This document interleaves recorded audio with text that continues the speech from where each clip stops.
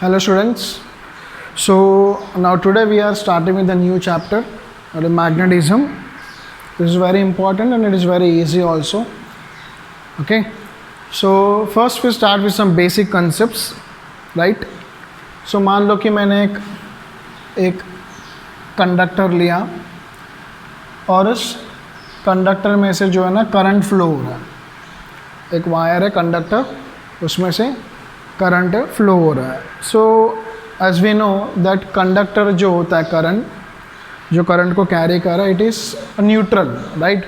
उसमें कोई भी पॉजिटिव चार्ज या नेगेटिव चार्ज ऐसा एक्सेस नहीं होता। They are positive charge is equal to negative charge. तो conductor is always electrically neutral, so that's why it can not produce any electric field outside it. So conductor के आजू बाजू में कभी भी इलेक्ट्रिक फील्ड जो है ना वो प्रोड्यूस नहीं होता। नहीं तो ऐसा होता तो अपने घर पे जितना भी वायर्स है, वायर्स के आजू बाजू में अपन नहीं चलते थे, उसके आजू बाजू अपन कोई भी मेटल्स को भी नहीं रखते थे, राइट। सो वायर के आजू बाजू में कभी भी इलेक्ट्रिक फील्ड, इलेक्ट्रिक शॉक नहीं लगेगा। तो यहाँ पे इलेक्ट्रिक फील्ड होता नहीं है, because conductor is what, it is electrically neutral, तो it can not produce any electric field outside it, right. So मैंने क्या किया, चार्ज क्यू को रखा है यहाँ पे। देखा चार्ज क्यू के ऊपर कुछ इफेक्ट है क्या, कोई भी पैरामीटर प्रोड्यूस हो रहा है क्या, देखा मैंने, तो कुछ भी प्रोड्यूस नहीं है, तो it is clear, right. Then what I observe it, जब चार्ज क्यू रेस्ट पे था तो उसके ऊपर कोई भी इलेक्ट्रिक फील्ड नहीं है, कुछ भी नहीं है। फिर जैसे चार्ज क्यू मोशन में आ गया, जैसे charge Q with velocity v move होने लगा, तो इसके ऊपर कुछ फोर्स एक्ट हो रहा है, ओके। उसके ऊपर क्या एक्ट हो रहा है, फोर्स एक्ट हो रहा है। तो इट मीन्स फोर्स प्रोड्यूस हो रहा है, मतलब इसका कुछ तो फील्ड है। सो कंडक्टर का इलेक्ट्रिक फील्ड तो है ही नहीं बाजू में, तो बचा कौन सा फील्ड है, मैग्नेटिक फील्ड। तो यहाँ पे कंक्लूजन क्या हुआ कि ये जो कंडक्टर है, ये कंडक्टर इस चार्ज क्यू के ऊपर मैग्नेटिक फील्ड तो प्रोड्यूस कर रही है, मैग्नेटिक फील्ड तो अप्लाई कर रही है, और उस मैग्नेटिक फील्ड के वजह से इस चार्ज क्यू के ऊपर क्या अप्लाई हो रहा है, फोर्स। तो फोर्स का फॉर्मूला क्या होता है, that force formula is Q into V vector cross B vector. ये देखेंगे अपन बाद में चैप्टर में, जब आगे डिस्कस करेंगे तो ये फॉर्मूला भी आएगा तभी। तो अभी के लिए बता रहा हूँ मैं। सो जब चार्ज वेलोसिटी v से मूव होगा एक मैग्नेटिक फील्ड के अंदर, तो उसके ऊपर फोर्स एक्ट होगा, तो इतना फोर्स प्रोड्यूस हो रहा है। ये मैग्नेटिक फील्ड कौन प्रोड्यूस कर रहा है, कंडक्टर, राइट। तो इट मीन्स अपने को क्या कैलकुलेट करना है, एक तो ये मैग्नेटिक फील्ड, ये कौन प्रोड्यूस कर रहा है, करंट। तो ये मैग्नेटिक फील्ड को फाइंड करने के लिए अपने पास दो लॉज हैं। एक है Biot-Savart law,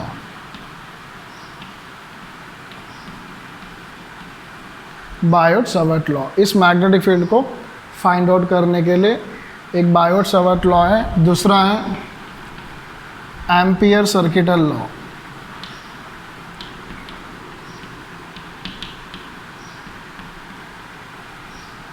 okay, ampere circuital law. एक तो मैग्नेटिक फील्ड फाइंड करने के लिए ये दो लॉस है। फिर उसके बाद और क्या कैलकुलेट करना है अपने को, फोर्स कैलकुलेट करना है, कितना फोर्स इस चार्ज क्यू के ऊपर एक्ट हो रहा है, फोर्स, ओके। तो अपन स्टार्टिंग के लेक्चर्स में ये देखेंगे मैग्नेटिक फील्ड कितना प्रोड्यूस होगा by Biot Savart law and by Ampere circuital law, और चार्ज के ऊपर कितना फोर्स एक्ट हो रहा है, ये इसका derivation, okay. So first we will start with the topic Biot Savart law. Right down give heading Biot Savart law.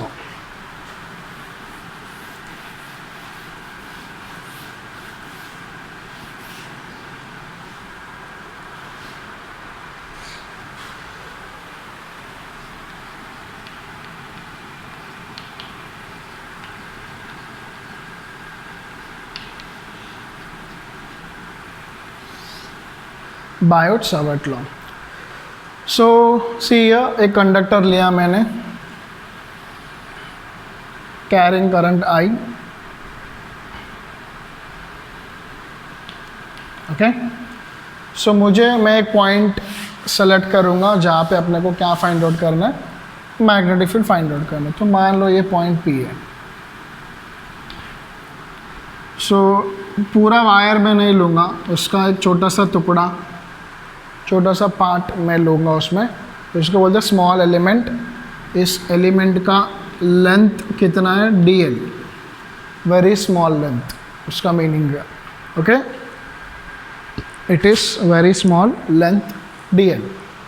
Now centre of this element को पॉइंट P से ज्वाइन करो, ये हो गया आपका distance r, distance is r, vector चाहिए तो r vector लिख लो। फिर ये जो एंगल है ये एंगल थीटा, कौन सा एंगल है ये, dl वेक्टर का और r वेक्टर के बीच में ये dl वेक्टर है। dl वेक्टर का डायरेक्शन क्या होगा, जो करंट का डायरेक्शन है वो, तो dl और r के बीच में जो एंगल है that is theta. Okay, so magnetic field at this point P is given by a small magnetic field dB is directly proportional to current flowing through it, okay, that is current I, conductor, and the small magnetic field is directly proportional to the length of the element. What is the length of the element, dl, okay, and that is directly proportional to sine of theta, sin theta, ये वाला theta is angle between element dl and this vector, position vector of point B from the center of element r vector, and it is inversely proportional to r square, distance square, distance कितना है यहाँ पे r है तो उसका square, inverse proportion. Now combining all these terms, so we get dB proportional to I into dl into sin theta by r square. So dB is equal to some constant k I into dl sin theta by r square. So in this case that constant k is found to be, constant k का value क्या आएगा, if you remember electrostatics में Coulomb's law में constant k का value आया था 1/4 पे epsilon not, right. तो यहाँ पे कांस्टेंट k का वैल्यू आएगा mu naught upon 4 pi into I D L sine theta by R square. This is a formula for what, small magnetic field due to small element D L. मैंने क्या calculate किया, सिर्फ इतना ही wire से कितना magnetic field होगा, पूरा wire के लिए नहीं निकाला। पूरा मैग्नेटिक फील्ड पूरा वायर के लिए चाहिए तो क्या करेंगे, B is equal to integration of D B करेंगे उसमें, right. So what is mu naught, mu naught is a constant term और म्यू नॉट का वैल्यू कितना होता है 4 पाई इंटू 10⁻⁻⁷ होता है। और म्यू नॉट अपॉन 4 पाई का वैल्यू क्या हो जाएगा, म्यू नॉट अपॉन 4 पाई का वैल्यू डायरेक्टली मैं क्या लिख सकता हूँ 10⁻⁷। In case of numericals mu naught upon 4 पाई का जो वैल्यू है उसको अपन डायरेक्टली क्या लिख सकते हैं, इट इज़ अ 10⁻⁷। तो what is B? B is a magnetic field and it is a vector quantity. It is a vector quantity, इसका कुछ डायरेक्शन होता ही है, राइट। एंड इसका यूनिट क्या होता है, tesla, okay. 1 tesla is equal to 1 weber per metre square. 1 tesla, ऐसा unit is this weber and ऐसा unit is either scientist name Tesla use कर सकते हो या फिर weber per metre square use कर सकते हो। CGS unit is Gauss, CGS unit is Gauss, okay. 1 tesla is 10⁻⁴ Gauss, 1 tesla is 10⁻⁴ Gauss. This is your MKS unit and this is your CGS unit. Magnetic field is vector quantity, its units are Tesla or Weber per meter square. A CGS unit is Gauss, right? So what I said is it is a vector quantity, right? So if it is vector quantity तो उसका direction अपन कैसे calculate करेंगे, okay. Direction कैसे calculate करेंगे इसका, so then for that we have to use right hand rule. So place your thumb in the direction of the current. Current किधर जा रहा है, अपवर्ड, राइट। तो करंट इज अपवर्ड।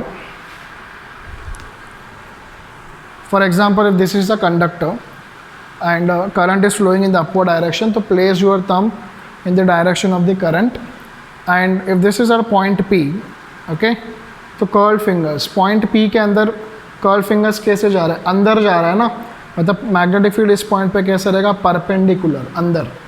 अगर वही मुझे ये पॉइंट पे निकालना है तो थंब ऐसे रहेगा, कर्ल फिंगर्स ऐसे होंगे। तो अभी देखो यहाँ पे फिंगर्स कैसे आ रहा है, फिंगर्स बाहर आ रहा है, तो यहाँ पे कैसे रहेगा, बाहर रहेगा उसमें, right.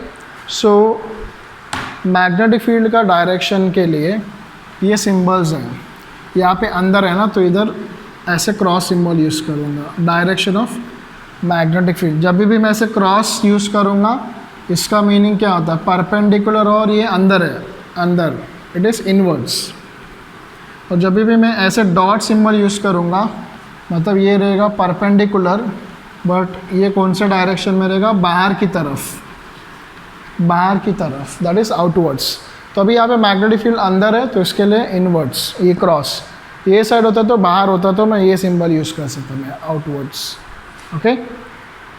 So it is a vector quantity. तो अगर उसको वेक्टर फॉर्म में अगर मुझे फार्मूला को कन्वर्ट करना है मैग्नेटिक फील्ड का, तो अपने पास dB फार्मूला क्या है, mu naught by 4 pi I into D L sine theta by R square. तो dB को अगर वेक्टर फॉर्म में लिखना है तो मैं क्या करूँगा, यहाँ पे मल्टीप्लाई डिवाइड बाय आर करूँगा, तो D L into R into sine theta, R square into R क्या हो जाएगा, आर क्यूब हो जाएगा। Now in this diagram D L is a vector quantity, R is also vector quantity. तो D L R sine theta को मैं ऐसे लिख सकता हूँ ना, D B in vector form is mu naught upon 4 pi, तो कॉन्स्टेंट टर्म, आई तो स्केलर है, तो it is D L vector cross R vector upon R cube, that is magnitude of R vector का cube, this is vector form. तो ये क्या हो गया, ए क्रॉस बी हो गया ना, ए क्रॉस बी क्या होता है, A into B into sine theta होता है, तो A into B into sine theta, that is A cross B. तो सिर्फ आर को एडजस्ट करके ए फॉर्मूला को अपन ऐसे कन्वर्ट किया। आर क्यूब मतलब क्या, मैग्नीट्यूड ऑफ आर का क्यूब, तो वही लिखा मैंने, मैग्नीट्यूड ऑफ आर का क्यूब। सो ये फॉर्मूला में कौन सा प्रोडक्ट है, क्रॉस प्रोडक्ट है, और कौन सा सिम्बल्स है, वेक्टर सिम्बल्स है। तो ये क्या हो गया, this is the formula, same formula, लेकिन कौन से फॉर्म में अपन ने लिखा, it is in vector form of bio-Savart's law. इसके पहले जो लिखा था अपन ने, ये इसमें डायरेक्शन पता नहीं चलेगा क्योंकि इधर एक ही डी एल है, इधर डी एल क्रॉस आ रहा है इसमें, ओके। मोस्टली तो अपन यही यूज़ करेंगे न्यूमेरिकल्स में, बट ये याद रखना वेक्टर फॉर्म क्या होता है उसमें, right.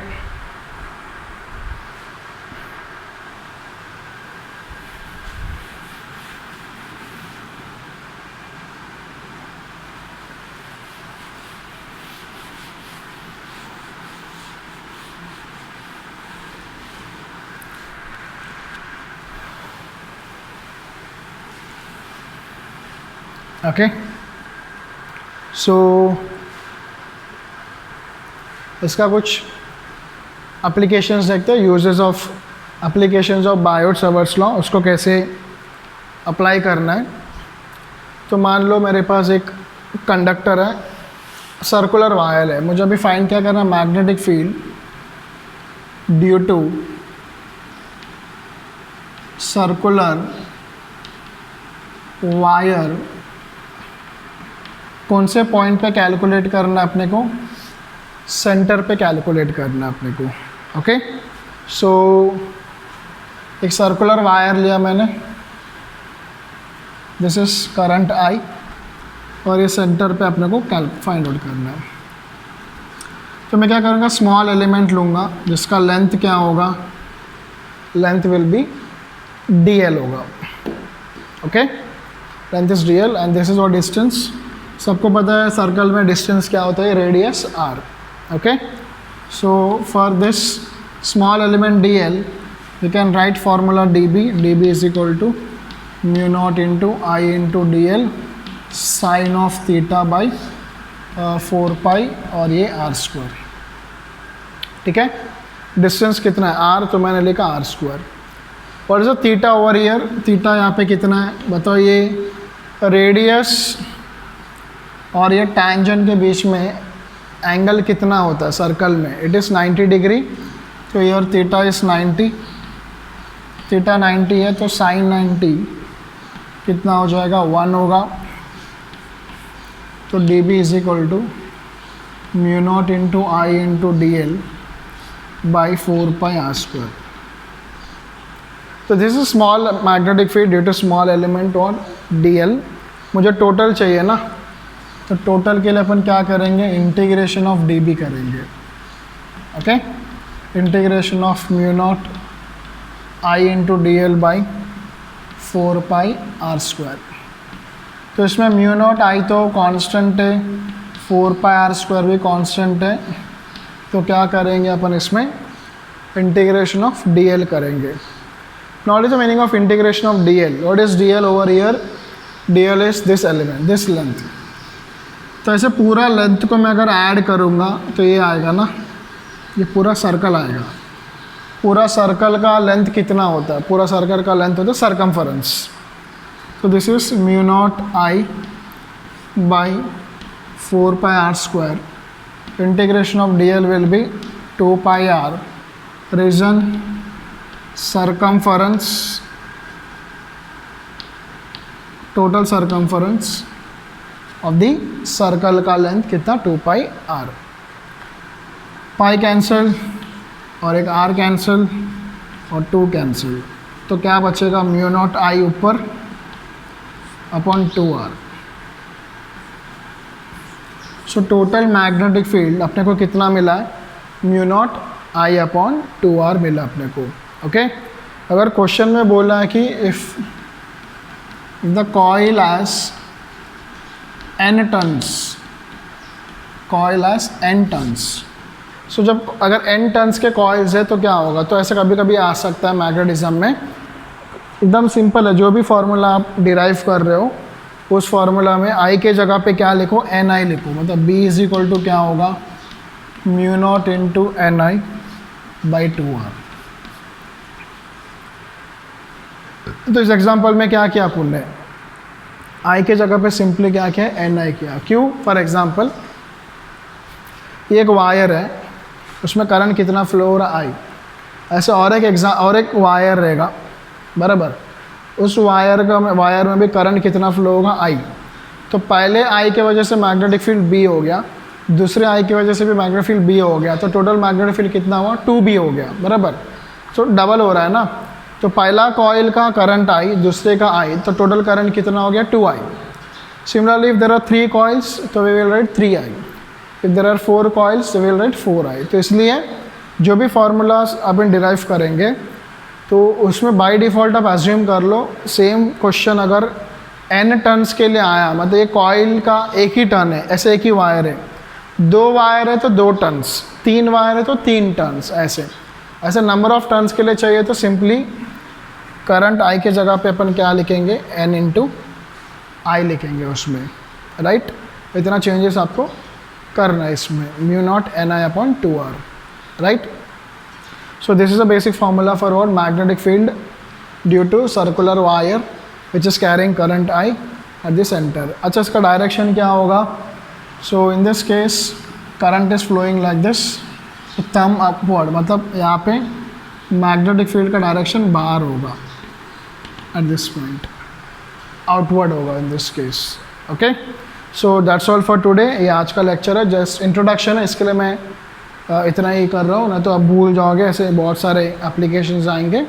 So what we have studied is कि एक कोई भी करंट कैरिंग वायर होगा तो करंट कैरिंग वायर हमेशा उसके बाजू में क्या प्रोड्यूस करता है? मैग्नेटिक फील्ड प्रोड्यूस करेगा। अगर उसके बाहर कोई चार्ज है जो कुछ वेलोसिटी से मूव हो रहा है तो उसके ऊपर फोर्स भी एक्ट होगा, उसमें फोर्स भी एक्ट होगा। तो वो कितना मैग्नेटिक फील्ड प्रोड्यूस कर रहा हो अपने को फाइंड आउट करना है और उसका फोर्स भी कैलकुलेट करना है अपने को। तो मैग्नेटिक फील्ड निकालने के लिए 2 लॉज है अपने पास, एक बायोट-सावर्ट्स लॉ और एक एम्पियर्स सर्किटल लॉ। तो अपने चालू कौन से लॉ से किया? बायोट-सावर्ट्स लॉ से किया उसमें। सो पता चला current is proportional to small magnetic field proportional to current proportional to the small element and angle between the length and position vector r and it is inversely proportional to a distance square. What is magnetic field? It is a vector quantity. उसका ऐसा unit क्या होता है? Tesla या फिर weber per metre square होता है और उसका CGS यूनिट होता है gauss. 1 tesla is equal to 10⁴ gauss. और उसका डायरेक्शन निकालने के लिए यहाँ पे क्या यूज़ करते हैं, राइट हैंड थंब रूल अपन यूज़ करेंगे। ओके, तो आज का लेक्चर यहाँ पे मैं स्टॉप कर रहा हूँ। नेक्स्ट लेक्चर में अपन इसके और भी यूजेस स्टडी करेंगे। ये मेन फार्मूला आप याद रखना। Right, thank you, bye.